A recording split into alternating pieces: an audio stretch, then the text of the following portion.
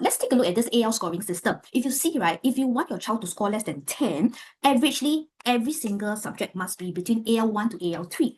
Anything more than that, right, usually it's a double-digit kind of score that you'll be receiving for PSLE. On the right-hand side, you see our AL. So AL1 being the best. AL8, of course, is the worst. Now, if you take a look at the first four, AL1 to AL4, right, the mark range is 5 marks. But if you take a look at AL5, the mark range is actually 10 marks. And this part here, okay, this one here that I want to highlight, AL6, a lot of students will fall under this category. If you take a look, right, 45 to 64 is actually a 20 marks gap. So if let's say your child is scoring 45 versus another child that's scoring 60 marks, they are still under the same range as AL6. A lot of students, they struggle because from AL6, if you want to jump to a higher AL score, right, you have to work very, very hard. If not, even 45, you improve by 20 marks. Okay, I won't say 20, let's say 15 marks. You are still under the AL6 range.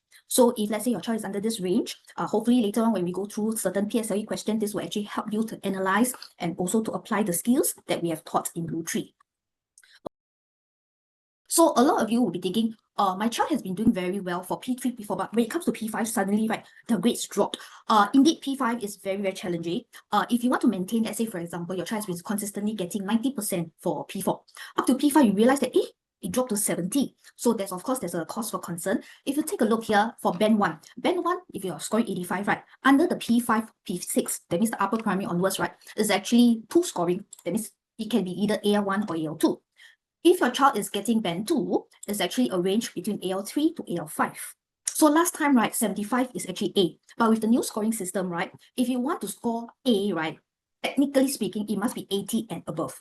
Of course, anything above 90% is really AL1, the best grade. Then for for Band 3, you see, it ranges between AL5 and AL6.